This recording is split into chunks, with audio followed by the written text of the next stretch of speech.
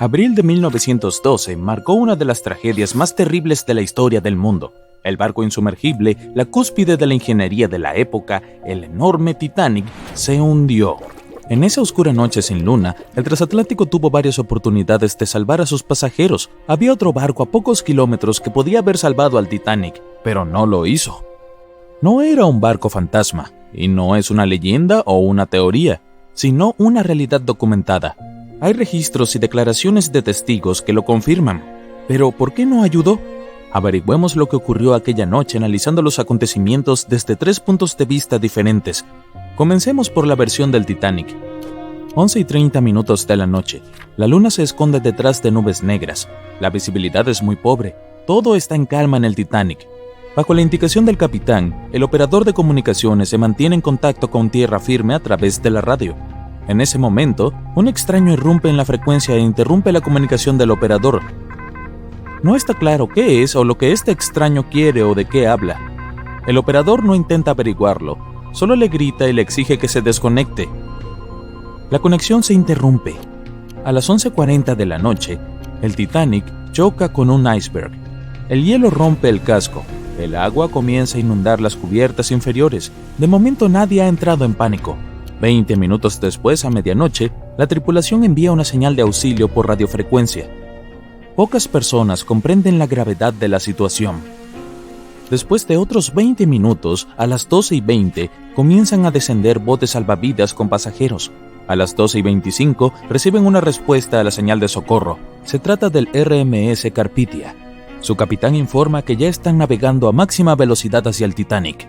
Pero el problema es que el lugar del accidente se encuentra a 93 kilómetros. Eso significa que el Carpathia llegará en 4 horas. A las 12:45, la tripulación del barco hundido lanza bengalas al aire. Una de las principales razones del terrible destino de muchos pasajeros, pero hablaremos de eso más tarde.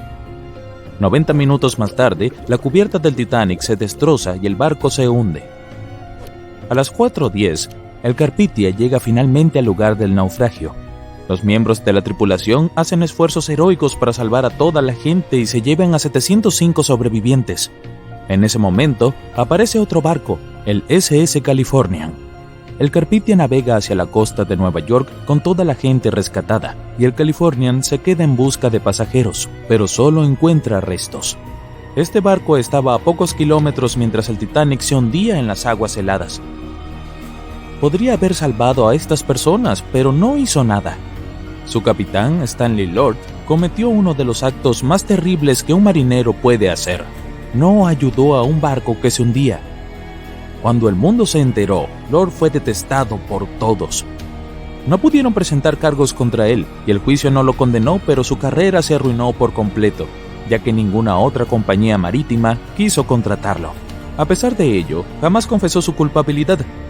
Antes de morir, aseguró que no había sido su culpa. Si esto era cierto, ¿qué sucedió entonces? Esto nos lleva a la versión del Californian. Es la noche del 14 de abril. El Californian está navegando en las aguas frías del Atlántico Norte e ingresa a una zona con muchos icebergs. A las 10:10 de la noche, el capitán Lord detiene el barco. Es demasiado peligroso moverse por esta zona, ya que podrían dañar el casco. A las 11 de la noche, la embarcación comienza a ir a la deriva. Es imposible moverse en esas condiciones con tan poca visibilidad. Lord sabe que el Titanic se acerca, así que le ordena al operador de radio que les advierta del peligro. El operador, llamado Evans, enciende el receptor e intenta contactar al Titanic.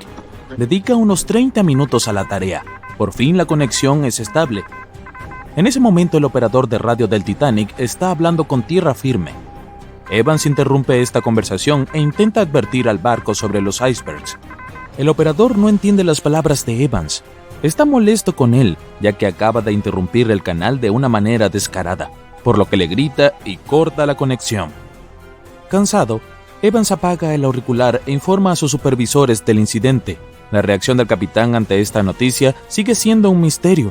Probablemente pensó que el Titanic estaba al tanto del peligro. En cualquier caso, Lord deja que Evans se vaya a la cama. Si no hubiera apagado la radio y hubiera esperado 1 hora, habría escuchado la señal de socorro del Titanic. Pero no debería disculparlo. En ese momento no había ninguna razón oficial para permanecer en el transmisor. Evans está demasiado agotado y no puede luchar contra el sueño, así que se va a dormir. El Titanic comienza a hundirse. Su capitán envía una señal de socorro. El operador a bordo del Carpathia la capta, pero el Californian no. Su receptor está apagado. El capitán Lord no puede dormir, siente que algo anda mal. Mientras tanto, el Titanic se hunde rápidamente. El capitán da la orden de lanzar bengalas al aire, y aquí es donde se produce uno de los errores críticos. Lanzan luces de advertencia, pero no son rojas. Por alguna razón, la tripulación olvidó llevar bengalas rojas a bordo, así que iluminaron el cielo con una luz blanca brillante. Si necesitaras enviar una señal de socorro, tendrías que usar luces rojas. El capitán Lord ve estas luces, pero no las percibe como un grito de auxilio. No puede ser que no haya bengalas rojas en un barco tan grande como el Titanic. Por desgracia, sí es posible. Lord cree que el Titanic se aleja. Tal vez haya alguna razón desconocida detrás de esas luces blancas, pero él no lo sabe. No tiene idea de que el Titanic está hundiéndose. Aún así decide ponerse en contacto con el barco, pero no a través de la comunicación por radio. En lugar de despertar al operador de radio, envía una señal al Titanic a través de una lámpara de señales. Es importante considerar que muchos capitanes de la vieja escuela no se tomaban en serio la comunicación por radio, ya que no comprendían el valor de esta tecnología. Por eso el capitán Lord no despierta a Evans. Envía señales luminosas, pero el Titanic no responde. Más tarde, muchos sobrevivientes mencionaron haber visto las luces intermitentes del Californian, pero no podían haber hecho nada. La tripulación del barco no escuchaba sus gritos de ayuda. A las 2:20 am, el Titanic se hunde completamente. Poco más de 2 horas después, el operador de radio Evans despierta y enciende el transmisor. Es entonces cuando escucha a muchos rescatistas hablar del barco hundido.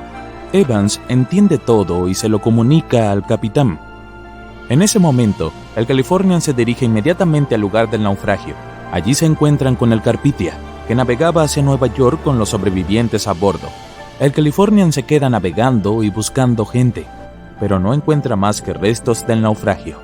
Finalmente, el Californian regresa a tierra firme.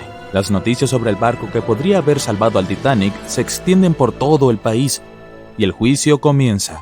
El capitán Stanley Lord y la tripulación cuentan su versión y aseguran que su barco no se había movido de su lugar. Muchos no les creen, y algunos de los sobrevivientes afirman haber visto pasar al Californian. Sin embargo, el juez los declara inocentes. En 1962, el capitán Stanley Lord es un hombre muy mayor. Llama a un notario para confesar algo y hacer su último comentario sobre este caso. Jura que no es culpable. Pero si el Californian no pasó junto al Titanic en ese momento, ¿entonces quién? La teoría del Sansón podría responder a esa pregunta. El buque de carga Sansón estaba navegando en las aguas frías del Atlántico Norte. La tripulación no está durmiendo. Estudian cuidadosamente los alrededores, pero no por miedo a los icebergs. Temen encontrarse con la Guardia Costera estadounidense. La tripulación del Sansón captura focas. Conoce a Arthur John Priest. No es famoso por haber sido pintor ni por haber descubierto un tesoro perdido hace mucho tiempo. No inventó ningún dispositivo genial ni rompió ningún récord mundial. No, Arthur John Priest es famoso simplemente por ser insumergible. Demostrando que se puede tener suerte y mala suerte al mismo tiempo, Priest estuvo involucrado en varios eventos desafortunados en el mar y sobrevivió a ellos, incluido el fatídico viaje inaugural del Titanic. Priest no era un hombre rico e interesado en navegar por placer, formaba parte de la clase trabajadora. Había sido contratado como fogonero, lo que lo llevó a pasar horas y horas en las entrañas calientes de los grandes buques de vapor. Su trabajo era sucio y difícil. Era responsable de mantener las calderas encendidas, alimentándolas con carbón y asegurando que se produjera suficiente vapor para que los motores funcionaran. Debía tener cuidado de no sobrecalentar el sistema ni incendiar el barco. Era necesario vigilar las calderas con cuidado y alimentarlas constantemente. Priest se ocupaba de todo eso mientras luchaba con el sudor y la suciedad. A menudo se quitaba la camisa a causa del calor y siempre estaba cubierto con el polvo negro de carbón. Cuando por fin tenía un descanso, su camarote compartido estaba cerca en la misma parte del barco. Debía ser bueno en su trabajo, ya que no tenía problemas para conseguirlo. Pero, fuera a donde fuera, la mala suerte parecía seguirlo. El primer incidente fue leve. De joven, Priest trabajó en el RMS Asturias. El buque de pasajeros zarpó por primera vez en 1907 y viajó de Southampton, Reino Unido, a Buenos Aires, Argentina. En algún momento de su viaje inaugural, el barco sufrió una pequeña colisión. Los daños fueron lo suficientemente graves como para que el barco regresara para ser reparado. Afortunadamente, no hay informes de ningún herido de gravedad. Sin inmutarse, Priest fue a trabajar a otro barco. Por desgracia, su mala suerte se pegó al Asturias. En 1914, se convirtió en un barco hospital que ayudaba a cuidar a hombres y mujeres enfermos en toda Europa, mientras los llevaba a su hogar en Inglaterra. Pero en marzo de 1917, cerca de la medianoche, fue golpeado por un objeto extraño. El casco se rompió y la sala de máquinas se inundó. El capitán ordenó a todo el mundo que abandonara el barco y envió a la tripulación, los pacientes y el personal sanitario a los botes salvavidas. El barco seguía moviéndose e impulsándose a través del agua. Dado que los controles principales situados dentro de la sala de máquinas inundada no podían apagarse, el capitán se negó a abandonar el barco, mientras los demás seguían intentando escapar.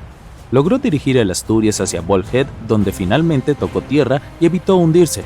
Hicieron descender los botes salvavidas restantes y los últimos sobrevivientes fueron rescatados. Cuando más tarde estudiaron los daños del barco, el Asturias fue declarado irrecuperable. Sería difícil culpar a Priest de este desastre en particular. Después de todo, ni siquiera estaba en el barco en ese momento, pero parece que muchos de los barcos donde trabajó estaban destinados a tener problemas. Su mala suerte lo siguió a su siguiente trabajo en el RMS Olympic, un enorme transatlántico. El Olympic era grande. De hecho, había sido diseñado y construido como parte de la flota que incluía el Titanic, pero el tamaño implicaba sacrificios.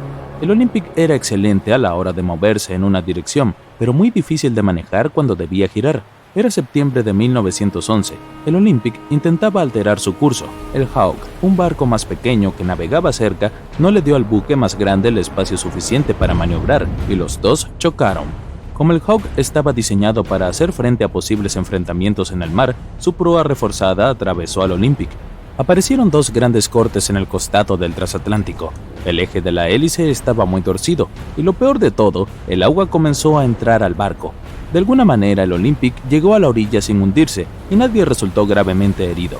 Priest no tenía ni idea de que esto era solo una pequeña muestra de lo que le deparaba el futuro. Más tarde consiguió empleo en un barco nuevo, un barco mejor, una maravilla insumergible. Se decía que era el barco más grande jamás construido. Sí, iba a trabajar en el Titanic. ¿Y qué trabajo? Se necesitaban 29 calderas que requerían 850 toneladas de carbón al día para producir suficiente vapor e impulsarlo. Priest era uno de los 150 fogoneros que trabajaban en las entrañas del barco y mantenían esos fuegos encendidos día y noche. Ganaba unos $30 al mes. El 14 de abril de 1912 pasaría de un mundo de calor extremo a uno de frío intenso. Cerca de las 11:35 p.m., la tripulación divisó un iceberg. El Titanic intentó evitarlo, pero la alarma sonó demasiado tarde. 5 minutos después, hubo un choque. El iceberg atravesó el casco y los compartimientos que antes eran a prueba de agua se destrozaron. Al entrar el agua fría del Atlántico, el barco comenzó a hundirse. Enviaron señales de auxilio, pero el barco más cercano, el Carpathia, estaba a más de 3 horas de distancia. En la oscuridad de la noche y atrapados en medio de la nada, la tripulación y los pasajeros entraron en pánico. Los que pudieron se lanzaron a los botes salvavidas, otros saltaron a las aguas heladas. En total, solo 706 personas sobrevivieron aquella terrible noche. En el momento de la colisión, Priest estaba en los camarotes inferiores del barco. Se encontraba descansando de un duro día de trabajo. A medida que el barco se hundía, también se hundían sus posibilidades de sobrevivir. Él y sus compañeros se encontraban en la posición más peligrosa del barco. Tuvieron que abrirse paso a través de un laberinto de pasillos y escaleras, algunos de los cuales estaban inundados en una terrible carrera hacia la cubierta. Y después se enfrentaron al agua helada. Se vieron obligados a saltar y nadar desesperadamente hasta estar a salvo. El océano estaba tan frío que Priest sufrió una congelación antes de encontrar el camino hacia un bote salvavidas. Fue uno de los 44 fogoneros que sobrevivieron esa noche. Después de una experiencia como esa, la mayoría de nosotros no volvería a pisar un barco. pero Priest tenía que trabajar. Su siguiente trabajo también terminó en desastre. Le ofrecieron empleo en el HMS Alcántara. Se hundió en 1916 y una vez más, Priest fue uno de los pocos que logró salvarse, aunque resultó gravemente herido en el proceso. Sin embargo, siguió tentando a la suerte. Su siguiente trabajo como fogonero le resultó extrañamente familiar. Trabajaría en un barco construido por los mismos responsables del Olympic y el Titanic. Este barco, llamado Britannic, era el más grande de los tres. También se creía que era un buque superior, equipado con nuevas características de seguridad después del hundimiento del Titanic. Por ejemplo, tenía 48 botes salvavidas abiertos, 46 de los cuales eran los más grandes que se habían utilizado en un barco hasta el momento. 2 de ellos estaban motorizados y equipados con dispositivos especiales de comunicación. La buena noticia, el Britannic sobrevivió a su primer viaje sin incidentes. Ya le había ido mejor que al Titanic. Sin embargo, el 21 de noviembre de 1916 fue sacudido por una fuerte explosión mientras viajaba por el canal de Kea, en el mar Egeo. El casco estaba dañado y algunos de los compartimientos comenzaron a llenarse de agua, pero a diferencia del Titanic, el Britannic había sido diseñado para emergencias de este tipo. Contaba con 5 mamparos sellados. De haber permanecido intactos, habrían ayudado a mantener el barco a salvo y a flote durante mucho más tiempo. Pero hubo un problema. En un acto de imprudencia, los ojos de buey de las cubiertas inferiores habían quedado abiertos. Cuando el barco se inclinó, los ojos de buey dejaron entrar agua que inundó el Britannic y aceleró su descenso al mar. Esto hizo que los mamparos herméticos fueran inútiles. El barco se hundía rápidamente. De hecho, mucho más rápido que el Titanic. 35 de los botes salvavidas fueron lanzados con éxito, por lo que la mayoría de las personas se salvaron. De los 1.066 pasajeros y la tripulación, 1.036 sobrevivieron. Priest, con su suerte intacta, fue uno de ellos, y sin embargo, su vida en el mar aún no había terminado. Aceptó un puesto de fogonero en el Donegal. Se trataba de un transbordador de pasajeros más pequeño que había sido reconvertido para ser utilizado como barco hospital. En abril de 1917 fue golpeado por un objeto extraño mientras huía de una situación insegura, y si bien sufrió una lesión en la cabeza, Priest volvió a ser uno de los sobrevivientes. Era el barco más grande jamás construido en su época y se suponía que era insumergible. Pero a los pocos días de emprender su primer viaje en 1912, el Titanic desapareció bajo las implacables olas del Atlántico Norte. Y de sus más de 2.200 pasajeros y tripulación, solo 706 sobrevivieron aquella terrible noche. ¿Le habría ido mejor a un barco más pequeño en la misma situación? ¿Importó en verdad el tamaño del iceberg al final? ¿Fue un error que el barco cambiara de rumbo en el último momento para evitar el impacto? Estas son 3 preguntas que tienen a la gente pensando, ¿y si...? Sabemos que el Titanic fue considerado una maravilla de la ingeniería en su época. Diseñado por Thomas Andrews para la compañía naviera británica White Star Line, tenía algo más de 270 metros de longitud y 53 metros de altura. Construido con abundante espacio para 840 camarotes, una alberca, una pista de squash, un gimnasio y 2 comedores. Pero fue bajo la cubierta donde se encontraba una de sus novedades más impresionantes. El casco del Titanic estaba dividido en 16 compartimentos diseñados para ser estancos. Hasta 4 de estos podrían retener agua en caso de rotura, y los 12 restantes ayudarían a mantener el barco dañado a flote. Gracias a estos compartimentos, la embarcación se consideraba insumergible. Se rumora que Philip Frank, vicepresidente de White Star Line, llegó a declarar: "No hay peligro de que el Titanic se hunda. El barco es insumergible y los pasajeros no sufrirán más que inconvenientes". El 14 de abril de 1912, se demostró que eso era un error cuando el Titanic chocó con un iceberg. Cuando el hielo rasgó el casco del barco, varios de esos compartimentos estancos se rompieron. El Titanic solo tardó 2 horas y media en hundirse. Pero, ¿el tamaño del iceberg con el que chocó selló su destino? ¿Habría cambiado algo si este hubiera sido más grande o más pequeño? Los icebergs tienen una gran variedad de formas y tamaños. Son trozos de hielo que se han desprendido de los glaciares o de las plataformas de hielo del Ártico y del Antártico, y ahora vagan por el océano hasta que acaban derritiéndose. Uno de los icebergs más altos jamás encontrados habría eclipsado fácilmente al Titanic. Descubierto en 1957, tenía 168 metros de altura. Eso se acerca a la altura del monumento a Washington. Imagina chocar con algo tan grande. Aunque los icebergs más pequeños pueden resultar igual de peligrosos. Algunos son del tamaño de una casa y se denominan pedacitos de iceberg. Otros, más cercanos al tamaño de un auto, se llaman icebergs sumergidos. Estos pueden ser mucho más difíciles de localizar para los barcos y embarcaciones, por lo que son más complejos de evitar. Y aunque son más pequeños, pueden producir mucho daño cuando son golpeados. También es fundamental recordar que los icebergs son siempre más grandes de lo que parecen, ya que la mayor parte de su masa se encuentra bajo la superficie del océano. De hecho, más del 80% del volumen de un iceberg está bajo el agua. La mayoría de sus bordes afilados y dentados no pueden verse. Si te acercas demasiado, corres el riesgo de dañar el casco de tu barco. Dado que el Titanic no se percató de su inminente destino, un iceberg más pequeño golpeado en el mismo ángulo podría haber sido suficiente para hundir al poderoso barco. Ahora bien, es posible que si el iceberg hubiera sido más grande, se hubiera detectado antes. El Titanic podría haber tenido tiempo de cambiar el rumbo y evitar el impacto. Pero perder ese iceberg no habría garantizado la seguridad del Titanic. Estaba viajando en un tramo peligroso del Atlántico llamado Iceberg Alley. Está situado a 402 kilómetros al este y sureste de Terranova, Canadá. Detrás de un iceberg podría haber otro, y otro después de ese. Así que la tripulación a bordo tuvo que permanecer muy atenta para evitar varias colisiones potenciales, y no solo una. Un barco más pequeño podría haber sido más adecuado para el viaje. El tamaño del Titanic era ciertamente un reto a la hora de manejar.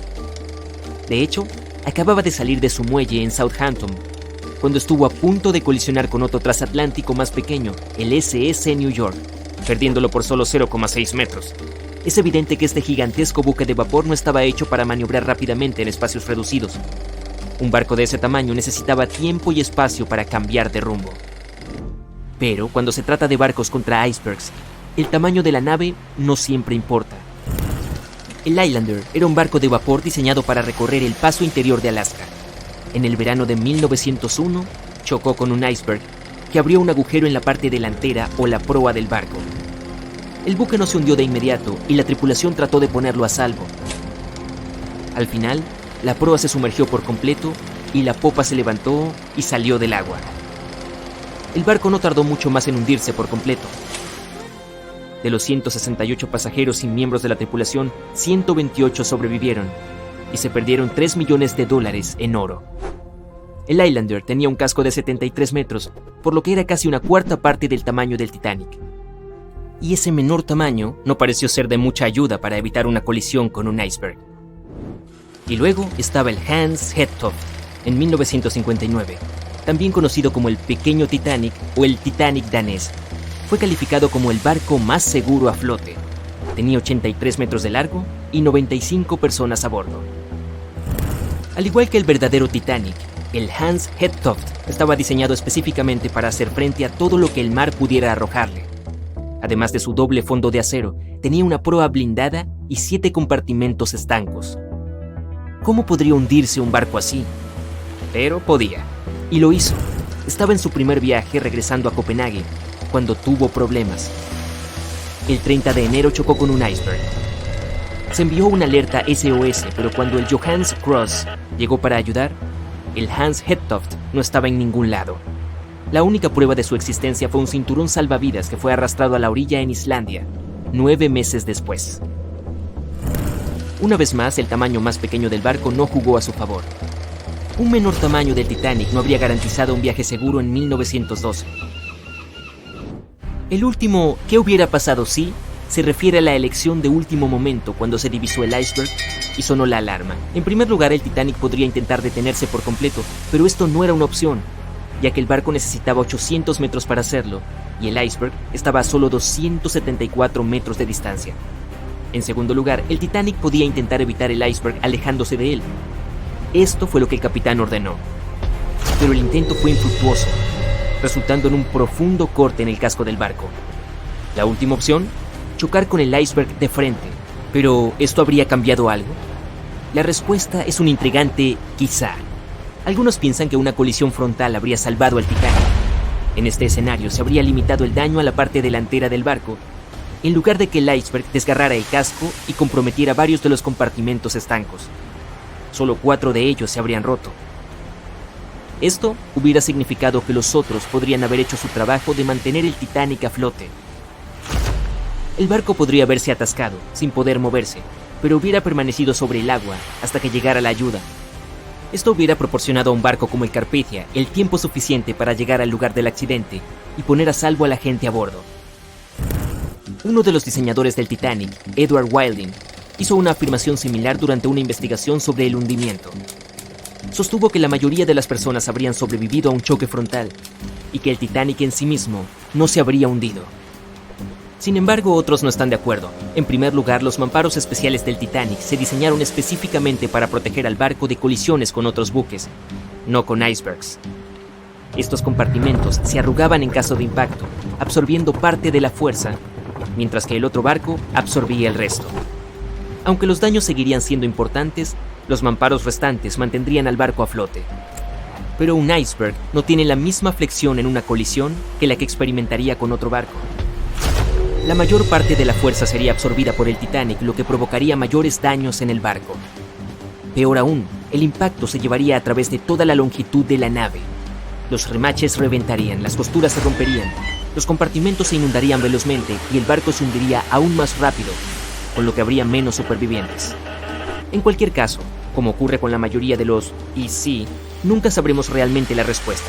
A pesar de lo trágico que fue el primer y último viaje del Titanic, dio lugar a cambios que ayudaron a que las salidas al mar fueran mucho más seguras. Los resultados de las audiencias sobre el desastre condujeron a la creación de la Patrulla Internacional del Hielo, o PIH, en 1914, una organización que rastrea los icebergs en los océanos Atlántico y Ártico para asegurarse de que los buques de la zona puedan evitarlos. La noche era oscura y aterradora. Unos cientos de personas estaban sentadas en botes salvavidas sin saber qué pasaría después o cómo serían sus vidas a partir de ese momento. Todo lo que sabían era que el barco gigante en el que habían estado navegando, solo un par de horas antes, había desaparecido frente a sus ojos. Estaban solos, esperando ayuda. ¿Vendría alguien? No sabían si el resto de los botes que viajaban relativamente cerca de ellos habían escuchado su llamada de auxilio. No había nada más que hacer, sino esperar. El Titanic, un iceberg y una noche, 14 de abril de 1912. Es uno de los hechos más famosos de la historia moderna, del que todo el mundo habla incluso ahora, más de 100 años después. Los 16 botes salvavidas a bordo solo podían acomodar a un poco más del 50% del número total de pasajeros que iban a bordo. Y muchos de ellos estaban medio vacíos. En uno de esos botes iba una pequeña de 2 meses, Milvina Dean, la pasajera más joven a bordo del barco. Sus padres habían decidido dejar Inglaterra porque querían construir una vida mejor en los Estados Unidos. Su padre tenía familia en Kansas y esperaba que pudieran iniciar su propio negocio allí. La familia Dean en realidad no eligió estar a bordo de este transatlántico legendario, pero debido a una huelga de carbón, los trasladaron allí, por lo que abordaron en Southampton como pasajeros de tercera clase.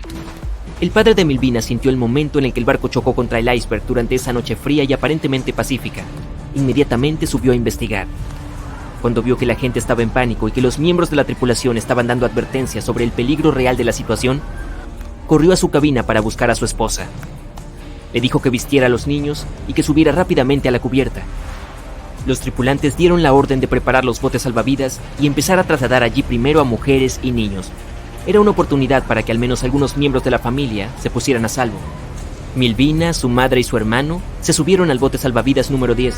De los 706 tripulantes y pasajeros que lograron escapar del barco que se hundía, ellos estuvieron entre los primeros. Más tarde, el transatlántico llamado Carpathia escuchó su llamada de ayuda, vino por los pasajeros y los llevó hasta Nueva York. Su padre desafortunadamente se quedó atrás y no logró salvarse. Milvina creció en Ashurst, Inglaterra, un lugar que no estaba lejos de donde había zarpado el barco. Pasó su vida trabajando como secretaria y asistente en pequeñas empresas en Southampton. Y nunca se casó. Milvina solía decir que no hablaba del asunto del Titanic porque no recordaba nada al respecto, por lo que no quería que la gente pensara que solo estaba llamando la atención. Pero en 1985, un equipo franco-estadounidense se reunió y localizó los restos del Titanic. Estaban alrededor de 600 kilómetros al este de Mistaken Point, Newfoundland. en aguas que tenían más de 3 kilómetros de profundidad. Fue entonces cuando confirmaron que el barco se había partido en dos. Durante décadas, la gente creyó que la nave se había hundido en una pieza. Pensaron que el único daño significativo era el que había sufrido el casco por su contacto con el iceberg. Pero en realidad, se partió justo entre su tercer y cuarto compartimiento. Ocurrió poco antes de que el barco desapareciera bajo la superficie del agua. Y todo, desde el momento en que chocaron contra el iceberg, duró cerca de 2 horas y 40 minutos. Hasta que este equipo de investigadores encontró los restos del naufragio, la gente no recordaba lo sucedido con el Titanic. En el último año de su vida, Milvina vendió algunas de las posesiones de su familia en una subasta para pagar su estadía en un hogar de ancianos. Los artículos que vendió también incluían una maleta llena de ropa que su familia recibió cuando llegaron a los Estados Unidos y cartas de compensación que su madre recibió del Titanic Relief Fund.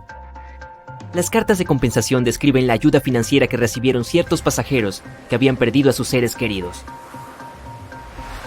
Vivió hasta los 97 años, cuando contrajo neumonía. Fue la más joven de las 705 personas que sobrevivieron al desastre.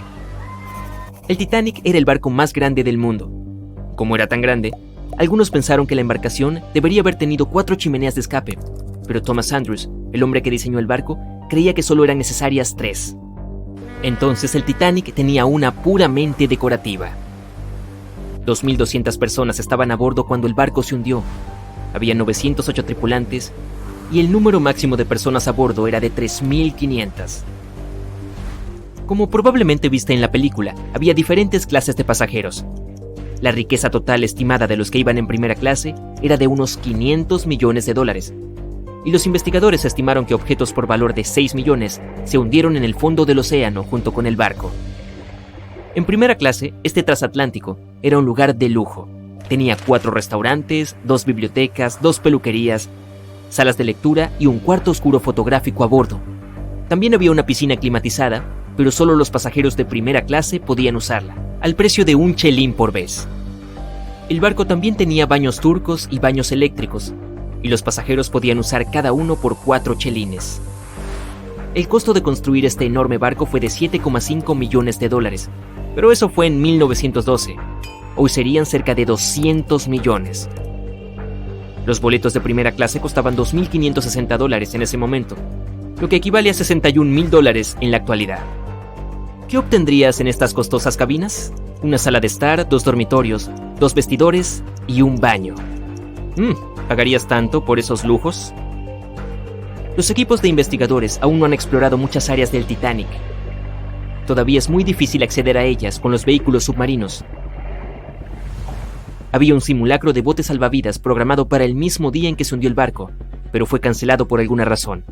La tripulación había realizado solo un simulacro de bote salvavidas, y eso fue cuando el barco aún estaba atracado, pero aunque los miembros de la tripulación hubieran recibido la información adecuada y cada bote se hubiera llenado, la capacidad aún no era suficiente para salvar a todos y cada uno de los pasajeros. El Titanic era el objeto móvil más grande del mundo en ese momento. El 31 de mayo de 1911, su inmenso casco se abrió paso por las gradas y terminó en el río Lagan, en Belfast. Más de 100.000 personas estaban allí para ver el lanzamiento, que duró poco más de 1 minuto y se desarrolló sin problemas. Las personas que estaban a cargo del barco inmediatamente remolcaron el casco a un gigantesco muelle de acondicionamiento. Miles de trabajadores pasaron la mayor parte del año siguiente construyendo las cubiertas y todos esos interiores de lujo que le dieron al Titanic su aspecto característico. También instalaron las 29 calderas gigantes que impulsarían las 2 máquinas de vapor principales del barco. Todo eso para conseguir el título de insumergible. La embarcación tenía más de un defecto fatal. Es posible que hayas oído hablar de uno de sus defectos de diseño. Los mamparos herméticos no estaban completamente sellados en la parte superior. Esto permitió que el agua fluyera de un compartimiento a otro, lo que finalmente hundió el transatlántico. ¿Alguna vez te has preguntado cuánto queda del Titanic en estos días? Bueno, si no has estado viviendo debajo de una roca, probablemente sepas que han pasado más de 100 años desde que el barco más famoso del mundo naufragó. El RMS Titanic, el transatlántico más grande del mundo de principios del siglo XX, se hundió después de su viaje inaugural solo unos días después de zarpar del puerto. El barco chocó contra un iceberg el 14 de abril de 1912, llevándose a más de 1.500 pasajeros de los más de 2.200 que estaban a bordo del transatlántico. Por impactante que parezca, El Titanic tardó más de 3 años en construirse y solo 3 horas en hundirse. Hoy en día, la construcción del barco habría costado más de $210 millones.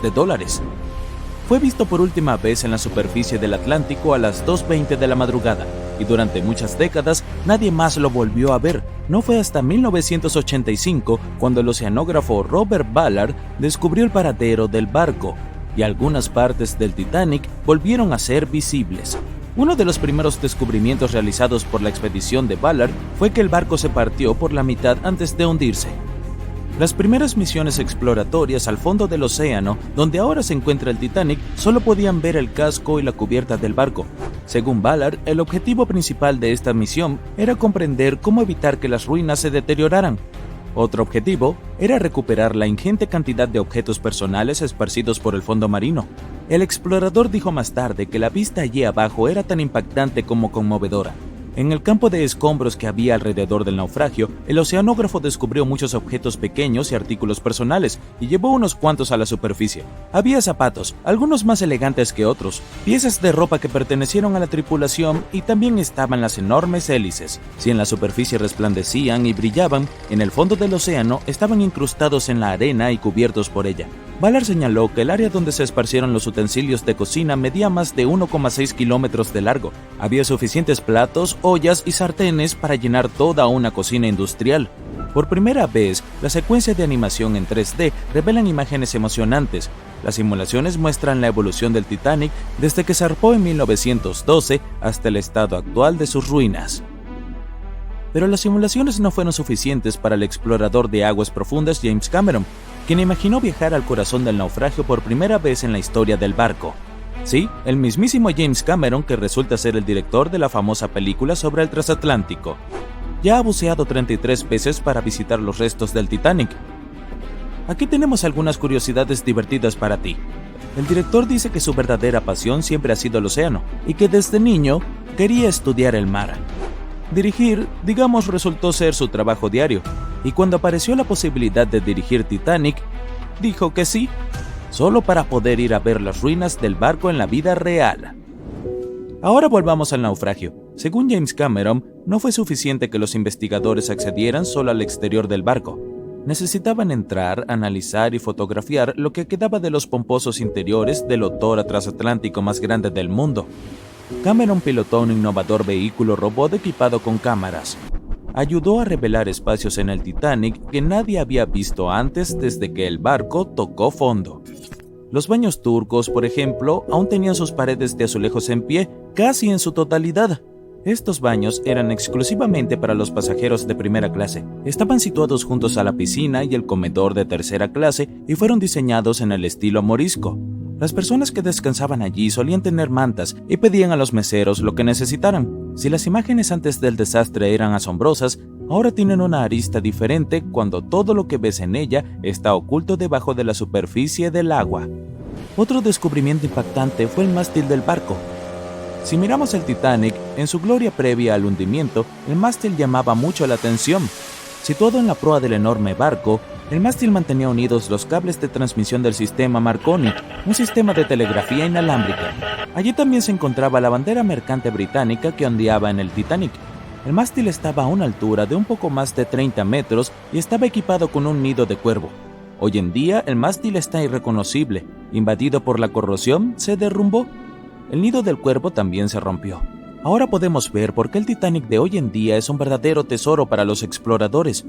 Pero como los restos del barco se encuentran a una profundidad aproximada de 3.800 metros, la luz del sol es inexistente allí. Por lo tanto, las misiones pilotadas dependen de equipos tecnológicos de alta gama para inspeccionar el área. ¿Por qué crees que el Titanic desapareció de la vida del público durante más de 70 años? Bueno, porque en ese momento la tecnología no era lo suficientemente avanzada como para que la gente bajara allí y trajera buenas imágenes del naufragio. Los cineastas fueron los que impulsaron esta tecnología al intentar filmar bajo el agua. Comenzaron construyendo cajas para poner sus cámaras dentro y ahora la fotografía de aguas profundas es muy avanzada y nos permite disfrutar de las maravillas de la vida submarina. Por supuesto, tomar fotografías bajo el mar no es tarea fácil.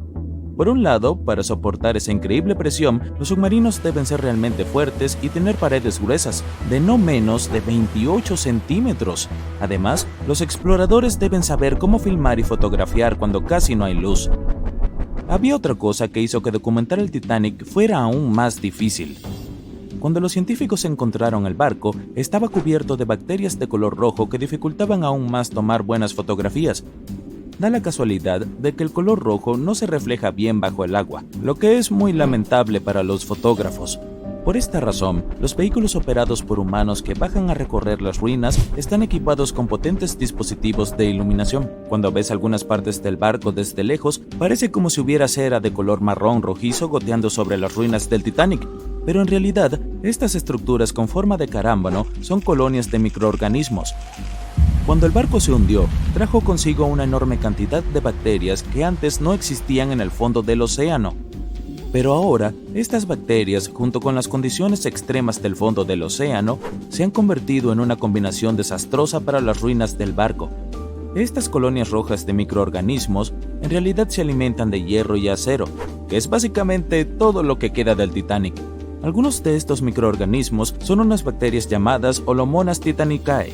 Pueden comer hasta 100 kilogramos de hierro por día. Esto hace que el Titanic sea una fuente de alimento colosal para ellas. Ha habido muchas especulaciones sobre la esperanza de vida de los restos del barco, después de que los investigadores descubrieron este extraño óxido. Pero, según Cameron y su equipo de investigación, el Titanic no se va a desintegrar pronto. En una de las últimas expediciones a la zona del naufragio, se financió un vehículo pilotado para identificar específicamente un camarote. Perteneció a un pasajero muy importante, Sir Benjamin Guggenheim. Sí, como el museo. Guggenheim era hijo de un magnate de la minería y miembro del grupo de élite que abordó el viaje transatlántico del Titanic. Nacido en Filadelfia, Guggenheim viajaba de regreso a Estados Unidos, pero como todos sabemos, nunca llegó a su destino. Con un precio que oscilaba entre 400 y 800 libras en 1912, que es el equivalente a 84,000 libras hoy en día, se podía reservar un alojamiento que se llamaba camarote. Los camarotes del Titanic eran el tipo más lujoso de habitaciones de primera clase. Estaban ubicados en las cubiertas B o C y estaban decorados en más de 11 estilos diferentes, como Jacobeo, Giordano, Renacimiento italiano y la lista continúa. Estas habitaciones... En él, nunca podía haber demasiado carbón. Cuando salieron de Belfast y se dirigieron a Southampton, hubo un gran estruendo bajo la cubierta que pasó desapercibido. El horno rugía y las turbinas giraban, empujando el Titanic hacia adelante a un ritmo acelerado. La tripulación vitoreaba mientras el buque avanzaba, sin percatarse del fuerte ruido concerniente. Al llegar a Southampton, Greg subió a bordo entre otros cientos de pasajeros. Con 13 años en el mar, su amplia experiencia incluía el papel de contramaestre en 6 barcos anteriores.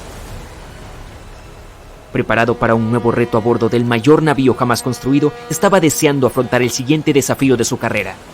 Greg venía con una gran experiencia, especialmente en la navegación por el Ártico. Su papel era vital dentro de la tripulación, conocer los mares que rodean el Polo Norte. Sería un vigía clave cuando se dispusieran a cruzar la peligrosa trayectoria del Callejón de los Icebergs. Greg tenía algunas preocupaciones con respecto al viaje. La órbita de la Tierra estaba notablemente cerca del Sol y de la Luna, lo que provocaba mareas más altas. Esto haría que los icebergs fueran más prominentes, alejándolos más hacia la ruta del Titanic en su viaje a Nueva York. Al evaluar la torre de vigilancia e inspeccionar el equipo disponible, Greg no encontró binoculares. Esto le preocupó, pero los marineros se limitaron a reírse de él. «Si en la cubierta faltan cubitos de hielo, seguro que atravesamos un iceberg para reabastecernos», se rió un marinero. Greg no compartía este sentimiento. Ansioso por saber por qué los habían dejado sin equipo en una función tan vital en el barco, Greg preguntó más. Lamentablemente, el oficial que tenía las llaves del armario de suministro de binoculares había sido apartado de la tripulación en el último momento. Greg no podía creer que se hubiera pasado por alto algo tan importante. Para un barco tan poderoso y con tanta gente a bordo, cruzando en una ruta particularmente peligrosa, esto no tenía sentido. Pero como no quería ser multado por irrumpir en la propiedad del barco, Greg lo dejó pasar, esperando que no necesitaran los binoculares. Al final, si se detectaban icebergs, se haría una llamada de aviso al capitán, informando de cualquier preocupación. Poco sabía Greg que se había recibido un aviso, notificando los peligros que aguardaban, pero el telegrama no llevaba el título requerido, que aseguraría la entrega directa al capitán, así que la advertencia crítica se pasó por alto. John y su tripulación bajo cubierta se prepararon para la partida, avivando los motores. Notó una esencia de escape espesa, demasiado pesada para lo que se esperaría de los hornos. La tripulación buscó por todas las cubiertas inferiores. Tras una búsqueda exhaustiva, consiguieron localizar la causa del escape. Se trataba de un montón de carbón encendido dentro de una carbonera. Se desconocía cuándo se había encendido, pero era evidente que una acumulación de carbón había estado ardiendo, aumentando lentamente de tamaño. La cantidad de carbón ardiendo era preocupante. Se dio la alarma, alertando a un oficial para que revisara el asunto. Este evaluó los daños y confirmó al capitán que se consideraba poco preocupante, ya que solo se habían producido daños menores. John no estaba seguro de esta evaluación, ya que sabía que en los espacios confinados rodeados de mamparos de hierro, se produce un ambiente de horno que intensifica el calor con el tiempo.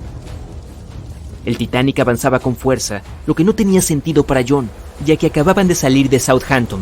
Estaba seguro de que habrían dado la vuelta. John y su tripulación recibieron la orden de echar el carbón ya encendido en el horno y seguir paleando, hasta contener todo el contenido humeante. Era una tarea posible y minuciosa que podía llevar todo el viaje. La continua entrada de carbón haría que las turbinas girasen en un ritmo constante y acelerado. No para lo que fue diseñado el Titanic. Fue concebido como un lujoso transatlántico de pasajeros y no para batir récords de velocidad. Sin embargo, la tripulación encontraría entusiasmo no solo en reconocer al Titanic como el insumergible, sino también como el más rápido. John y su tripulación continuaron paleando el carbón en el horno durante varios días. La temperatura dentro de la proa era cada vez más caliente. El calor contenido en el mamparo era tan intenso que se debilitaban las costuras de las paredes de hierro y los remaches. 2 días más, solo 2 días más. John se reía, tratando de levantar el ánimo de sus compañeros mientras trabajaban sin descanso. Pero mientras todos reían, bromeaban y esperaban con ansias llegar a tierra firme, se acercaban, sin saberlo, a su destino. El Titanic avanzaba a toda velocidad por el tranquilo mar. Greg miró hacia adelante, arriba en la torre de vigilancia, manteniéndose alerta, ya que ahora estaban en territorio de icebergs. A pesar de que el camino estaba despejado, podían producirse falsos horizontes, lo que creaba confusión sobre lo lejos que estaban realmente los objetos en la distancia. Al viajar por las aguas de la corriente del Golfo hacia la corriente del Labrador, más fría, las columnas de aire se enfriaban de abajo arriba, creando una inversión térmica. Esta presión de aire increíblemente alta aseguraba la ausencia de niebla, proporcionando una visión aparentemente clara. Pero la inversión térmica puede crear ilusiones ópticas, mostrando el horizonte más lejano, apareciendo más alto en la distancia, enmascarando cualquier objeto que pudiera venir antes. Estos falsos horizontes llenos de mar ocultan fácilmente cualquier iceberg que pudiera estar acercándose. Greg conocía los peligros de un mar tranquilo en el Ártico y prefería las aguas agitadas, donde es más fácil detectar los icebergs entre las olas. Desde el mirador, Greg miraba hacia el oscuro abismo que tenía delante. De repente, a 1,5 kilómetros justo delante, una imagen formidable surgió rápidamente de las oscuras aguas que lo rodeaban. ¡Iceberg, justo al frente!, Greg gritó a su compañero, que rápidamente llamó al timón y les indicó que viraran con fuerza a estribor. El timonel recibió la llamada. En el calor del momento, giró el timón en sentido contrario a las agujas del reloj. Entonces se dio cuenta de que había girado el timón en el sentido equivocado y se puso rápidamente en la dirección contraria. El barco se dirigió hacia el iceberg, virando a babor y reduciendo la velocidad. Aunque hubo un retraso en el giro del timón, la corta distancia desde la señal y el ritmo rápido con el que navegaban puede que no hayan supuesto ninguna diferencia. A medida que se acercaban al iceberg, parecía que lo iban a perder, pero más del 87% de este estaba bajo el agua. Y cuando se acercaron al costado, el hielo oculto debajo golpeó la proa de babor, perforando el costado del casco con un desgarro de 1 metro cuadrado. El barco se agitó y todos a bordo se dieron cuenta de que algo estaba mal. Entre la confusión y el miedo, no se dieron cuenta de los daños. Mientras se orientaban, 6 de los 16 compartimientos se llenaban rápidamente de agua de mar. El casco solo podía soportar que se llenaran 4 compartimientos antes de hundirse. El tiempo corría mientras el Titanic descendía a las profundidades. El debilitado mamparo con pilares y remaches de acero calentados se rompió bajo la presión y el repentino cambio de temperatura del agua helada. Se dio la orden de abandonar el barco. Se prepararon los botes salvavidas para ser liberados mientras enviaban señales de ayuda a los barcos cercanos. el operador de radio estaba sentado, llamando constantemente a un barco cercano que había estado en contacto con el Titanic recientemente. Hubo una comunicación constante con este barco durante los últimos días, proporcionando avisos de icebergs desde que el Titanic partió de Southampton. El último mensaje de advertencia recibido fue hace apenas una hora. Al recibir el último aviso, el operador respondió ignorantemente «cállate», dando por sentado que sus avisos de icebergs no tenían sentido. Tras esta desafortunada respuesta, el barco apagó su radio y guardó silencio. El barco más cercano que respondía a sus señales de socorro se encontraba a 800 kilómetros de distancia, demasiado lejos para prestar ayuda a tiempo. Es el 10 de abril de 1912, un soleado día de primavera. Eres uno de los pasajeros de primera clase a bordo del Titanic. Justo cuando el barco está a punto de partir de Southampton, imagina la emoción de todos, el aire fresco de primavera, los sonidos del mar. Estás paseando por la cubierta más alta del Titanic cuando ves varios botes salvavidas. Cuando empiezas a contarlos, recuerdas la capacidad del barco. Es de poco más de 3.000 personas. Espera, ¿hay suficientes botes salvavidas para todos a bordo? Veamos los números. El Titanic podría llevar un total de 64 botes salvavidas. Un número que fácilmente podría haber ayudado a salvar a todos los pasajeros a bordo. El diseñador en jefe, Alexander Carlisle, planeó equipar el barco con 48 botes salvavidas, pero el Titanic terminó con solo 20. El hecho de que este número de botes salvavidas no fuera suficiente para todos los pasajeros no era ilegal en ese momento. Esto se debió a que la cantidad de botes salvavidas requeridos se calculó en función del tonelaje de un barco, no de su capacidad de pasajeros. Hablando del Titanic, esta cantidad de barcos se eligió por razones estéticas, para que las cubiertas lucieran menos atestadas para los pasajeros de élite y clase alta. Después de que se tomó la decisión final sobre los botes salvavidas, Carlisle renunció a su trabajo. Los paseos de los pasajeros por las cubiertas del Titanic eran agradables a la vista, pero ¿valían la pena? En 2012, un siglo después del naufragio, se descubrieron nuevos documentos relacionados con la escandalosa falta de botes salvavidas. Parece que un inspector de seguridad llamado Maurice Clark propuso agregar al menos 10 botes salvavidas 5 horas antes de que el barco zarpara. Pero como los dueños del barco querían salir a tiempo, su petición fue pasada por alto. También se advirtió que, a menos que mantuviera este secreto, sería despedido. En retrospectiva, si los propietarios hubieran seguido su consejo, unas 700 personas más podrían haber sobrevivido esa noche. Los 20 botes salvavidas que realmente llegaron a bordo podrían haber transportado hasta un tercio de los pasajeros, incluso a su máxima capacidad. Pero trágicamente, algunos de ellos se lanzaron al agua con solo 12 personas, cuando podrían haber salvado fácilmente hasta 65 cada uno. Para empeorar el desastre, los miembros de la tripulación del Titanic no estaban debidamente capacitados en el uso del equipo de lanzamiento de botes salvavidas. Es por eso que los botes fueron lanzados lentamente, de manera incorrecta y a veces sin la supervisión adecuada. De los 20 botes, solo 18 se pusieron a flote correctamente. Además, los pasajeros no fueron informados sobre las medidas de seguridad. Un simulacro de botes salvavidas debería haber tenido lugar el 14 de abril, pero el capitán finalmente canceló el evento. Uno de los tantos mitos que rodean al Titanic y su catastrófico final también está relacionado con la falta del número necesario de botes salvavidas. No había ninguna ley marítima en ese momento que dijera que las mujeres y los niños deberían subirse primero. Pero era una costumbre universalmente aceptada en situaciones como un naufragio. Poco después de que el Titanic se hundiera en las heladas aguas del Atlántico, comenzaron a correr rumores. Se decía que algunos hombres desesperados habían recurrido a disfrazarse de mujer en esos momentos finales antes de la medianoche del 14 de abril de 1912. Querían conseguir un lugar en los botes salvavidas. Al mismo tiempo, hay poca o ninguna evidencia de que alguno de los pasajeros masculinos del Titanic haya hecho esto. En cualquier caso, ¿qué pasó con esos 20 botes salvavidas que estaban a bordo del Titanic después de que el barco chocara contra el iceberg? Lo que sí sabemos es que todas estas embarcaciones fueron desplegadas entre las 00:40 y las 2:15 horas, con un total de 718 personas a bordo. Cuando fueron rescatados por el RMS Carpathia alrededor de las 4 a.m. del mismo día, solo quedaban con vida 705 personas. La tripulación del RMS Carpathia tardó más de 4 horas y 30 minutos en recoger a todos los pasajeros y 13 de los botes salvavidas.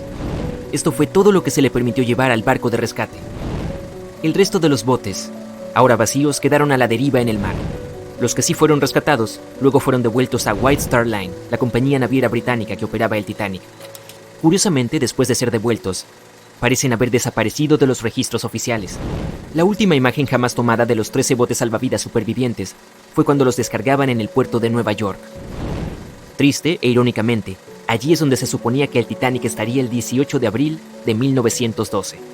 A los botes salvavidas se les retiraron sus placas de identificación del Titanic o de cualquier otra marca que pudiera haberlos vinculado al barco. Algunas fuentes afirman que los botes finalmente fueron destruidos. Pero, ¿esto realmente era la verdad? El destino de un bote salvavidas en particular ha sido fuente de mucho debate. El bote plegable A, el último en abandonar el barco, fue recuperado por el RMS Oceanic, un mes después del accidente. En ese momento estaba a unos sorprendentes 322 kilómetros del lugar donde se había hundido el Titanic. Además, en el barco había un anillo de matrimonio grabado con las palabras Edward to Gerda. Un triste mensaje para una pareja que se perdió en el mar después de lograr escapar del Titanic que se hundía. Posteriormente identificados como Edward y Gerda Lindell, la pareja viajaba de Suecia a los Estados Unidos para mudarse. Algunas historias afirman que el señor Lindell, de hecho, llegó al bote plegable A, pero su esposa no tuvo tanta suerte. Ninguno fue visto nunca más, y el anillo de bodas finalmente fue enviado al padre de Gerda. La recuperación del bote plegable A se registró tanto en fotografías tomadas por la tripulación a bordo del RMS Oceanic, como en un relato detallado escrito a mano por un compañero de viaje. Afirmaron que el bote salvavidas se parecía más a un trozo de madera arrastrado por las olas que a un bote. Y el primer bote salvavidas que partió del Titanic fue el bote salvavidas número 7. Fue apodado el bote salvavidas de los millonarios. Se rumorea que los 12 pasajeros a bordo podrían haber sobornado a la tripulación para remar hacia un lugar seguro, en lugar de permitir que otros lo usaran. En 2015, algunos de los artículos recuperados de este bote, incluidos un menú de almuerzo, un boleto y una carta de uno de los pasajeros, fueron vendidos por hasta $70,000 por un subastador de Nueva York. Poco después de la catástrofe del Titanic, se hizo obligatorio que todos los barcos estuvieran equipados con suficientes botes salvavidas para transportar a los pasajeros y a la tripulación.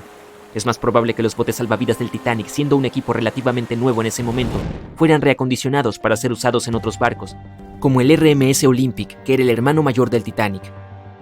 Algunos de ellos pueden haber sido vendidos a colecciones privadas o incluso dejados para pudrirse. Después de todo, se consideraban una fuente de mala suerte y la mayoría de la gente no estaba dispuesta a volver a utilizarlos en otros barcos. Por desgracia, toda la información sobre su paradero es difícil de confirmar ahora. Nunca se dio ninguna declaración oficial de los propietarios de los botes salvavidas después de su rescate. Pero aunque no parece haber quedado nada de los botes originales, existen algunas réplicas de tamaño completo en exhibición en museos en Falmouth, Inglaterra, y en Belfast, Irlanda del Norte. Uno de los pocos botes salvavidas supervivientes de White Star Line no pertenecía, de hecho, al Titanic, pero tenía una sorprendente conexión con el barco. Este bote restaurado es el salvavidas 6 del RMS Oceanic, que ayudó a recuperar el bote salvavidas plegable C del Titanic. Se decía que era propiedad de un coleccionista privado, pero al igual que los botes salvavidas del Titanic, no sabemos nada sobre su ubicación hoy en día. En cuanto a las placas de identificación y otras marcas de los botes, la White Star Line parece haberlas conservado, porque algunos de estos artículos fueron posteriormente subastados y vendidos a coleccionistas interesados. Incluso Rick Springfield supuestamente consiguió una de las placas de identificación. Y ya faltaba una placa de identificación en particular cuando los empleados de White Star Line llegaron a los botes salvavidas. Era la placa de identificación del bote número 8, que había sido tomada por un marinero llamado Thomas Jones. Más tarde se la regaló a otro sobreviviente del Titanic, la condesa de Rhodes, junto con una carta reconociendo el vínculo que formaron la noche del naufragio. Se puede encontrar otros artículos similares en exhibición en diferentes museos, como el Museo y Centro de Artes de Learn, en Irlanda del Norte, o la Galería de Arte y Museo de la ciudad de...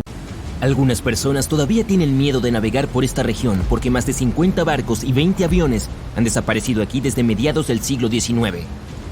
No encontrarás este lugar en un mapa de papel normal, ya que no es una región oficial del Océano Atlántico.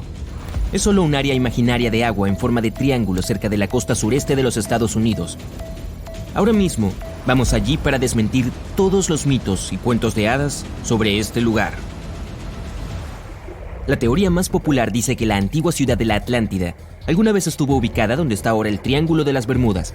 Estaba habitado por una civilización más avanzada que el resto de la gente de la Tierra. En esta zona se instalaron unos misteriosos cristales que generaron energía infinita y alimentaron a toda la ciudad. Luego, esta ciudad se hundió y las ruinas aún se encuentran en el fondo del Atlántico. Pero entre sus ruinas Todavía hay lugares donde funcionan los cristales. Son el motivo de la mayoría de las desapariciones. Los cristales liberan rayos de energía aleatoriamente hacia la superficie y desactivan la electrónica de aviones y barcos. No hay hechos que apoyen esta teoría. Alguien escribió una vez esta leyenda en un libro sobre el Triángulo de las Bermudas y algunas personas la han apoyado desde entonces. Sin embargo, hay alguna rareza asociada con la electrónica. Los astronautas de la Estación Espacial Internacional notaron que el campo magnético de la Tierra está debilitado en el área del Triángulo de las Bermudas. Este campo es un escudo que nos protege de la radiación solar. Por encima del triángulo, las partículas de los rayos del Sol se mueven más rápido que en cualquier otra parte del planeta. Esto provoca un funcionamiento inestable de la electrónica de los satélites que vuelan en la atmósfera de la Tierra. Sin embargo, no se aplica a barcos y aviones. También existe la teoría de que el Triángulo de las Bermudas es el centro de una anomalía magnética que causa errores de navegación. Pero las comprobaciones periódicas del mapa magnético de esta región no revelan ningún problema. Llegas al lugar, el agua está tranquila y no hay tormenta a la vista. Miras la brújula y ves la flecha moviéndose de un lado al otro. Ah, no. Ha comenzado. El pánico se apodera de ti y rápidamente giras el volante del barco para alejarte de este lugar. Detente. Hace mucho tiempo que se explicó el comportamiento extraño de la brújula en esta área. El Triángulo de las Bermudas es uno de los raros lugares del planeta donde el norte verdadero y el magnético están exactamente en la misma dirección. El verdadero norte es el polo norte geográfico de nuestro planeta. El norte magnético se refiere al polo magnético que deambula constantemente alrededor de la Tierra. A veces estos polos coinciden. Y la línea recta que conecta el norte y el sur se llama línea agónica. Si caes en esta línea, tu brújula se comportará de manera extraña. No apuntará exactamente hacia el norte. Imagina que eres el capitán de un barco que navega por el Triángulo de las Bermudas a principios del siglo XX. Necesitas saber dónde está el norte para llegar a la costa. Miras la brújula y apunta incorrectamente. Te estarías desviando de tu rumbo original y navegando en la dirección equivocada. Está el Mar Caribe cerca del triángulo, salpicado por pequeñas islas. El fondo marino aquí no es profundo. El barco podría entrar en aguas poco profundas y ahora está atascado en un banco de arena y no tienes idea de dónde estás. Si este fuera el siglo XXI, el capitán del barco podría llegar a la costa utilizando GPS u otro sistema de navegación moderno. Pero lo más interesante es que la brújula funcionaría correctamente esta vez, ya que el polo norte magnético hace mucho que no coincide con el verdadero en el territorio del Triángulo de las Bermudas. La línea agónica está en algún lugar muy lejos de aquí. Ahora, no hay problemas con la navegación, pero por alguna razón, aquí es donde desaparecen los barcos. De hecho, no solo aquí. A lo largo del Océano Atlántico, hay lugares donde se han perdido muchos más barcos. El Triángulo de las Bermudas ni siquiera se encuentra en el top 10 de esos lugares. Una de las principales razones por las que se pierden muchos barcos aquí es que una de las rutas marítimas más populares del Atlántico pasa por el Triángulo de las Bermudas. Y cuantos más barcos hayan en un solo lugar, más naufragios, simple probabilidad. Otras teorías dicen que hay una brecha espacio-temporal en esta región. Los barcos y los aviones caen en esta grieta y terminan en el pasado o en el futuro. Pero por alguna razón, no hay una sola prueba de este mito. No hay razón para pensar que la grieta esté oculta en algún lugar aquí. La base de una civilización extraterrestre se encuentra en el Triángulo de las Bermudas. Los visitantes de otras galaxias roban embarcaciones junto con la tripulación, por lo que nadie encuentra los restos de las naves. Este también es un mito popular que no tiene justificación científica. Los barcos hundidos no se encuentran aquí porque hay una de las fosas más profundas del mundo. Cualquier barco que se hunda lo hará a una profundidad de cerca de 5.800 metros. La enorme presión y la distancia dificultan la ubicación de los barcos. Además, la fosa de Puerto Rico está cerca. En algunos lugares, tiene una profundidad de hasta 8.000 metros. El Kraken vive en algún lugar del triángulo. Es un calamar enorme que hunde barcos. También es una leyenda que cuentan los marineros. Sin embargo, los calamares gigantes viven en las profundidades del océano. Pueden crecer hasta el tamaño de la mitad de un vagón de tren, pero no se han registrado casos en los que hayan hundido un barco grande. Y en el área del Triángulo de las Bermudas, ni siquiera se los ha visto. La gente en el pasado no sabía sobre la existencia de estas criaturas, así que cuando las vieron por primera vez, los describieron como monstruos enormes y terribles. Los calamares gigantes son algunas de las criaturas más esquivas de la Tierra y los científicos tuvieron que usar equipos de sonar para encontrarlos. No les gusta salir de las profundidades y es probable que tengan miedo del sonido de cualquier barco. Una hipótesis más realista sobre el misterio del Triángulo de las Bermudas es el metano. Se pueden encontrar grandes depósitos de este gas bajo el lecho marino de esta región. A partir de ahí, el metano se libera al agua. Toma la forma de enormes burbujas que rápidamente suben a la superficie. Luego, el gas hace que el agua casi hierva, creando olas que hunden barcos. La teoría es bastante realista, pero numerosos estudios aún no han confirmado la presencia de una mayor concentración de metano en la región. La última vez que ocurrió este fenómeno fue hace 15.000 años. Otra teoría increíble implica la aparición de olas rebeldes.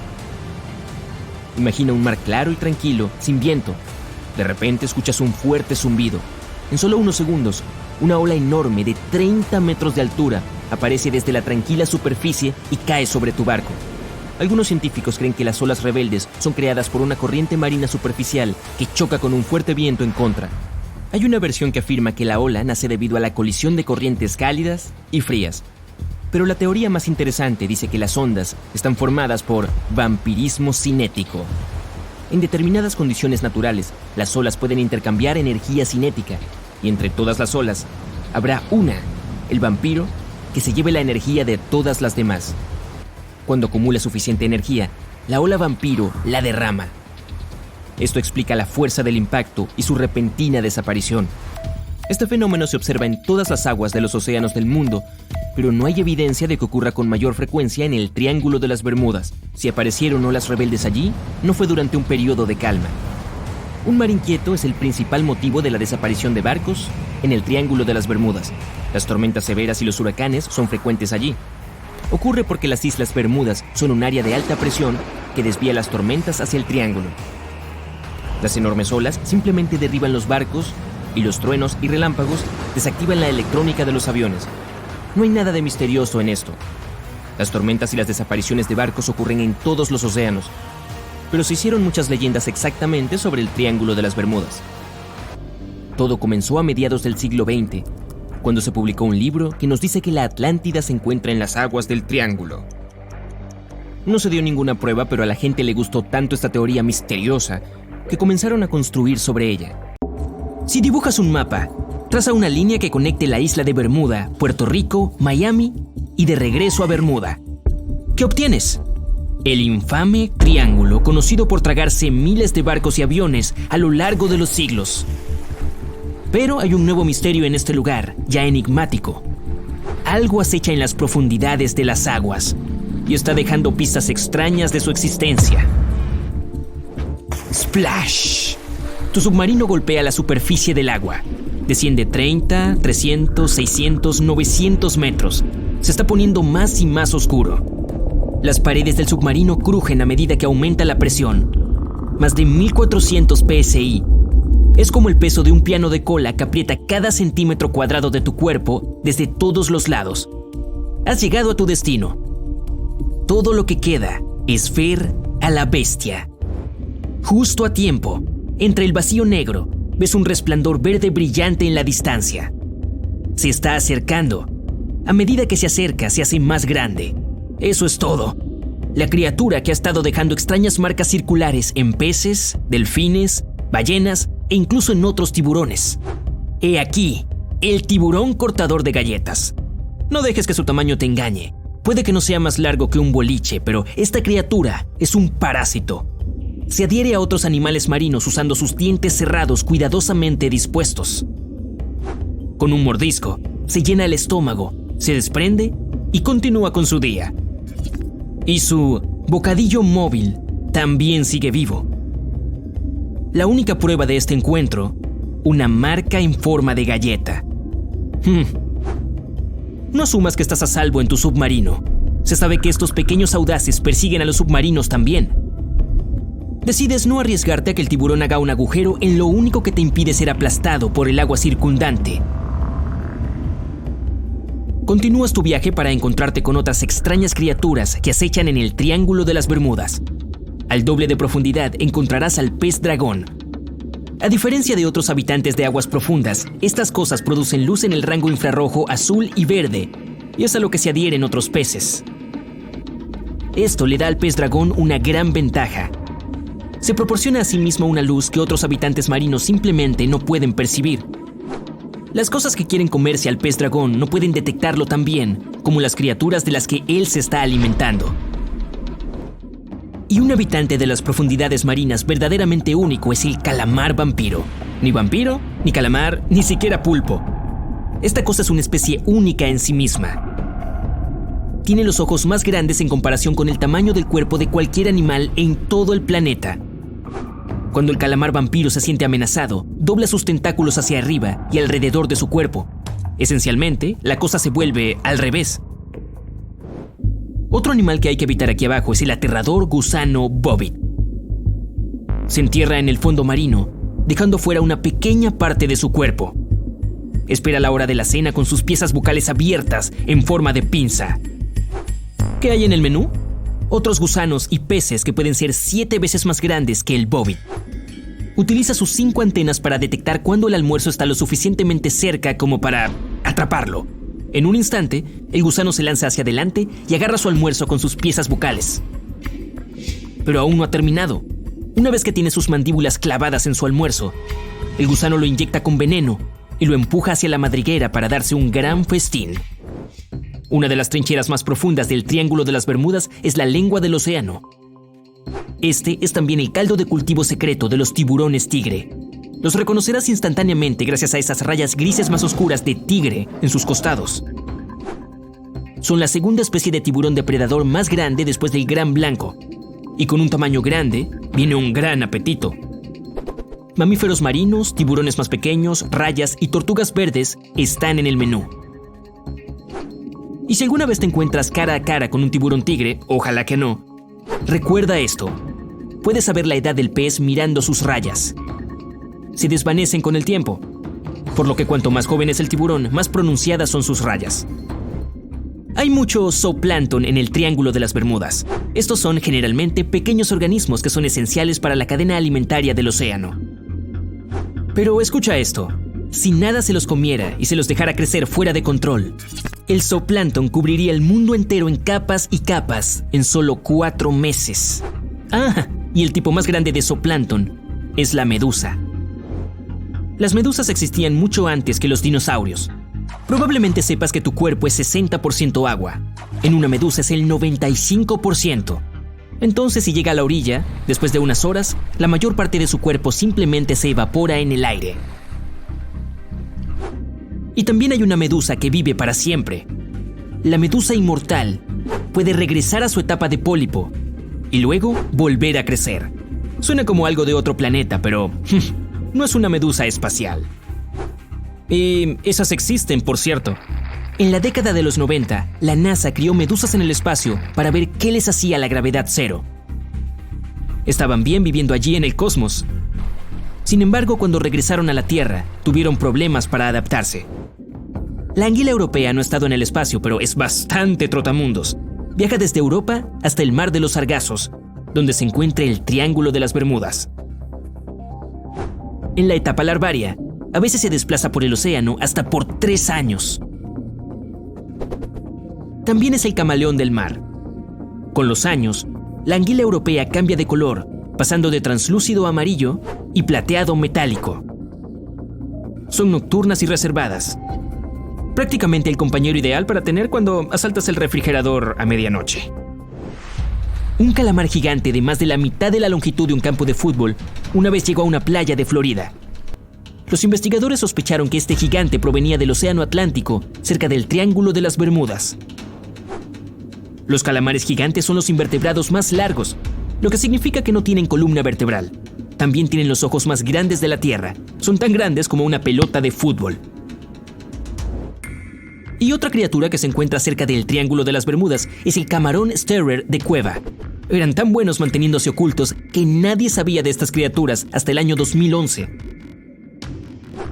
Algunas de estas hembras llevan consigo una cantidad impresionante de huevos. Los científicos descubrieron que una hembra tenía cerca de 2,000 huevos adheridos en su cuerpo. El petrel de las Bermudas es el ave nacional de... sí, lo adivinaste, las Bermudas. Es la segunda ave marina más rara de todo el planeta. De hecho, la gente pensó que estaba extinta hasta 1951, cuando vieron algunas en la isla. Tiene un grito espeluznante que de seguro hará que se te erice la piel. El mero de Nassau solo se puede encontrar en las costas del sur de Florida. Este pez acecha y embosca para su almuerzo a otros peces, cangrejos y langostas. Es como una aspiradora porque inhala la comida a través de su enorme boca. El pez también tiene un mecanismo de defensa genial. Como el camaleón, cambia de color cuando se siente en peligro. Y a veces adquiere un tono más claro o más oscuro de su propio color para mezclarse con el entorno. Por lo tanto, puedes ver un mero de Nassau o puede que no. Si visitas el Triángulo de las Bermudas, probablemente verás un tiburón martillo. Usan esa icónica cabeza en forma de martillo para encontrar su almuerzo, mantarrayas en el fondo del océano. La forma de su cabeza también les da una mejor visión. Pueden ver casi 360 grados a su alrededor, por encima y por debajo de ellos. Bueno, excepto por un punto ciego justo enfrente de sus narices. Es posible que la tortuga carey no parezca intimidante, pero esta chica se comerá todo lo que pueda conseguir con su pico de pájaro. Esponjas de mar, algas e incluso medusas venenosas. Muchas de las cosas de su menú no son comestibles para la mayoría, pero su grasa corporal puede absorber el veneno y las toxinas para salir ilesas. Y el Triángulo de las Bermudas también es el hogar de los glowworms verdes. En realidad no son gusanos, sino larvas. Producen esa luz brillante de un órgano cerca de su cola. Esta luz hace que las criaturas más pequeñas se acerquen a ellas, lo que les facilita la captura de su almuerzo. La mayoría de las veces se ven bastante normales, pero tienen un horario extrañamente fijo. Cada tercera noche después de la luna llena durante el verano, a una hora exacta, la luz se enciende. 4 de diciembre de 1970, el piloto Bruce Gernon tenía 2 pasajeros a bordo de su avión monomotor Beechcraft Bonanza. Su padre y un socio comercial despegaron de la isla Andros en las Bahamas y se dirigieron al noroeste, hacia la costa de Florida. Estaban en el infame espacio aéreo del Triángulo de las Bermudas, pero este era un vuelo típico que Bruce había hecho decenas de veces antes. El viaje por lo general tomaba alrededor de 1 hora y media sin ningún contratiempo. Bruce despegó y comenzó a ganar altura, pero empezaron a suceder cosas muy extrañas. Al comienzo notó una pequeña nube más adelante, pero siguió creciendo. No por el avión que se acercaba, esa cosa en realidad estaba aumentando de tamaño. Bruce tuvo que volar a través de ella y salió por el otro extremo muy bien. Ganó altitud y apareció otra nube misteriosa. Esta era enorme, pero Bruce no tuvo más remedio que volar a través de ella también. En ese momento oscureció como si se hiciera de noche alrededor del avión, pero no era una nube de tormenta y no estaba lloviendo. Bruce estaba empezando a preocuparse y luego ¡bam! Vio destellos de luz blanca. Bruce siguió volando durante otros 30 minutos cuando se dio cuenta de que era la misma nube que había atravesado antes, cuando había comenzado a subir, pero ahora la nube era cilíndrica y el avión volaba por su centro. Era ancha y parecía interminable. Bruce pensó que nunca podría salir de esa trampa, pero un minuto después vio la luz al final del túnel. Pero de repente las paredes del túnel de nubes comenzaron a estrecharse. Se estaban acercando al avión. Los instrumentos de navegación empezaron a moverse. La brújula giraba sola en sentido antihorario. Las paredes se estrechaban, volviéndose cada vez más pequeñas. Los envolvían como un vórtice.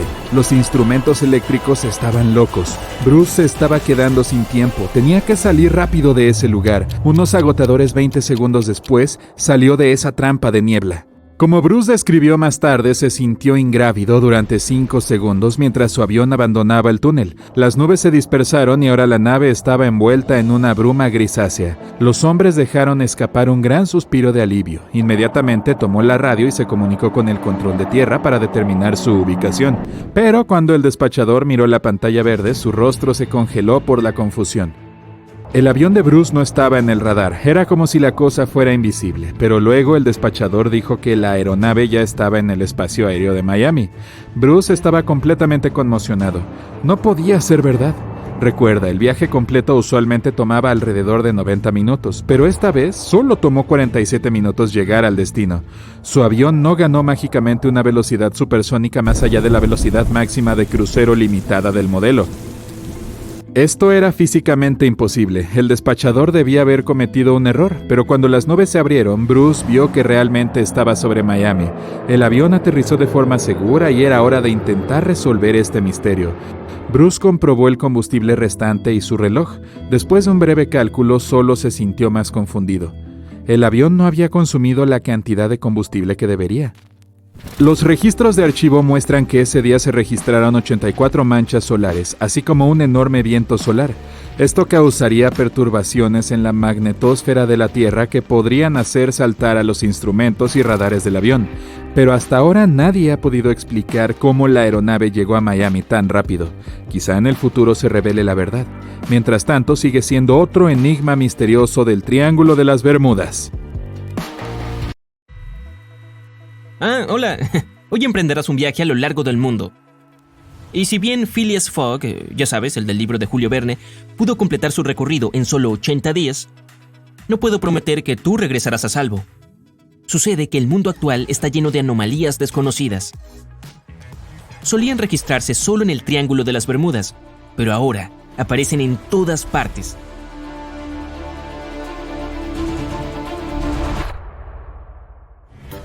Partiremos de Nueva York, y nuestro primer destino es Los Ángeles.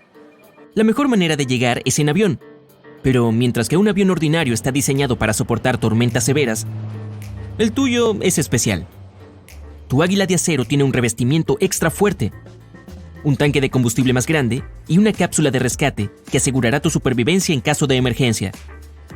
Muy bien, despegas con un cielo despejado, nubes blancas, un sol brillante y nada de turbulencia. De pronto, la paz es interrumpida por vientos fuertes, nubes negras y relámpagos. Una de las nubes se ve particularmente siniestra. Parece tener vida propia. Y se hace cada vez más grande. No tienes elección. Deberás volar a través de ella. Respiras profundo. En cuanto entras, te sumerges en una oscuridad absoluta. Solo puedes ver unos destellos blancos que iluminan las nubes negras por momentos, pero que no son rayos. La turbulencia está aumentando y apenas puedes sostener los controles en tus manos. De pronto, la nube comienza a cambiar de forma. Se transforma lentamente en una especie de túnel y tú te encuentras justo en el centro. Las paredes comienzan a cerrarse cada vez más. La única salida se encuentra al final del túnel. Aumentas la potencia y te concentras. Todos los dispositivos electrónicos del avión chillan y emiten señales de peligro. El motor está al límite. Estás sudando por la tensión. Las paredes del túnel están a punto de tocar las alas del avión y lo lograste. Sales de la nube oscura en el último segundo. Sueltas un suspiro de alivio. Ahora te rodea una niebla gris y densa. Miras a la distancia, pero no distingues nada. Tu radar no funciona. No sabe decirte dónde estás. Hora de llamar a la torre de control y determinar tu posición. Cuando te responden, tus ojos se abren como pelotas de tenis. Resulta que ya estás sobrevolando Los Ángeles. ¿Qué? Es imposible. Usualmente este viaje lleva cerca de 5 horas. Acabas de atravesar unos 4,000 kilómetros, el doble de rápido. Para entender esto, tenemos que abrir una enciclopedia de anomalías de las Bermudas. Es bastante popular entre los viajeros modernos. Ojeas el capítulo de viajes en el tiempo y aquí está. En diciembre de 1970, el piloto experimentado Bruce Jernon fue protagonista de una anomalía similar en el Triángulo de las Bermudas. Logró sobrevivir y compartió su experiencia. Los científicos lograron explicar la mayoría de los fenómenos extraños que presentó, pero la parte del viaje en el tiempo sigue siendo un misterio. Y ahora hay muchos de estos túneles en los cielos de todas partes del mundo. Bueno, esta anomalía parece hasta útil. Ahorraste algo de tiempo y combustible. Hora de aterrizar el avión, cambiar de medio de transporte y dirigirte a tu próximo destino, Japón. Esta vez viajarás en barco. Un viaje por el Océano Pacífico debería ser algo tranquilo y, pacífico. Podrías descansar después de un vuelo difícil. Un par de semanas después, el capitán del barco aparece y les comunica una terrible noticia.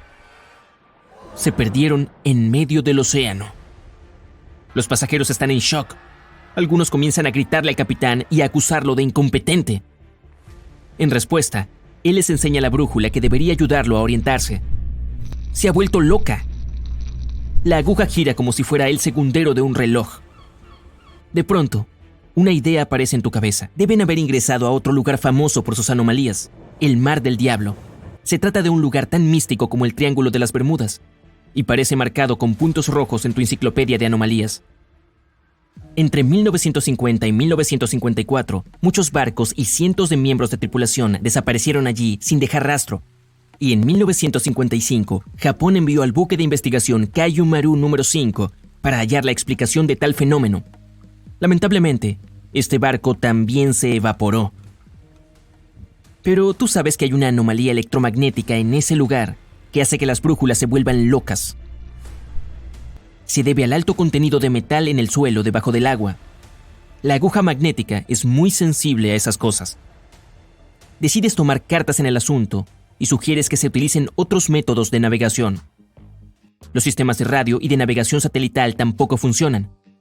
Llevas los ojos al cielo y observas el sol. El atardecer es hacia el oeste y tienen que viajar precisamente en esa dirección. En poco tiempo, pisas por fin suelo firme. Llegaste a Japón. Compras unos recuerdos y vas al aeropuerto. Esta vez te diriges a la costa este de la India. Tu vuelo marcha a la perfección. No hay turbulencia y los instrumentos del avión funcionan sin problemas. Miras al cielo nocturno a través de la ventana y de pronto ves una luz extraña. Es pequeña y se mueve hacia arriba y hacia abajo. Los demás pasajeros ni siquiera le prestan atención. Para ellos es algo normal. Abres tu enciclopedia y minutos después descubres que la primera persona que descubrió esta anomalía fue Cristóbal Colón. Dijo que era como una vela que se movía hacia arriba. También afirmó que una llama había sido expulsada del mar repentinamente. Todo sucedió mientras navegaba hacia la zona del Triángulo de las Bermudas durante su primer viaje al Nuevo Mundo. Pero ahora, esas luces son algo normal a lo largo del planeta. En la India, compras un boleto para un crucero transatlántico que se dirige a Florida. Este recorrido es popular entre los turistas, ya que atraviesa varias anomalías interesantes. Se trata de algo más bien turístico. El primero de estos destinos es un barco fantasma. Tardan varias semanas en encontrarlo. Cada vez que el crucero se acerca a él, una niebla espesa cubre las aguas. Los turistas se amontonan en las plataformas de observación y buscan el mástil del barco a la distancia, pero aparece y desaparece como una aleta de tiburón.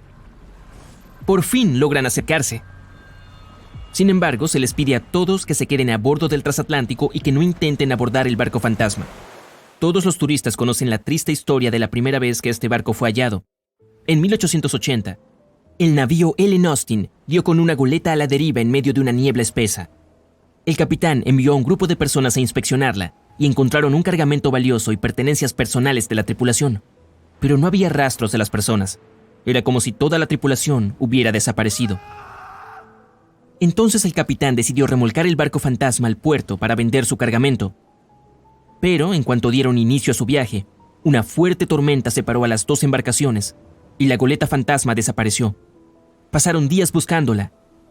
Cuando por fin volvieron a encontrarla, descubrieron que la tripulación provisoria había desaparecido, lo mismo que le había sucedido a la anterior. Bien, tu viaje continúa, y poco después entran al punto más misterioso del planeta, el mismísimo Triángulo de las Bermudas. Se lo considera el lugar de nacimiento de las anomalías. Todos los turistas se agolpan en un costado del barco. Están mirando algo que parece un baño de burbujas gigante. El capitán hace un anuncio. Todo tipo de fuego está estrictamente prohibido aquí. Sucede que la anomalía es una fuente de gas natural. Las burbujas de metano son expulsadas de la corteza terrestre y se elevan hasta la superficie. Estos depósitos son responsables de la pérdida de muchos barcos. Por supuesto, si enciendes un cerillo cerca de esas burbujas, bueno, ¡kaboom! El último tramo del viaje desde Florida hasta Nueva York será muy intenso. Hay muchos cambios climáticos extremos en esta región. De momento, el sol brilla y no hay nada de viento. Pero en solo un segundo se desata una fuerte tormenta. Hay relámpagos literalmente cada segundo y el cielo está completamente cubierto de nubes negras. Un minuto después, los rayos del sol dispersan las nubes y la tormenta se termina. Se trata de otra anomalía provocada por la corriente del Golfo. Masas enormes de aire cálido se encuentran con otras de aire frío, lo que genera cambios climáticos instantáneos y tormentas violentas. Muchos pilotos y marineros no estaban listos para estas condiciones. Barcos y tripulaciones enteras desaparecieron sin dejar rastro.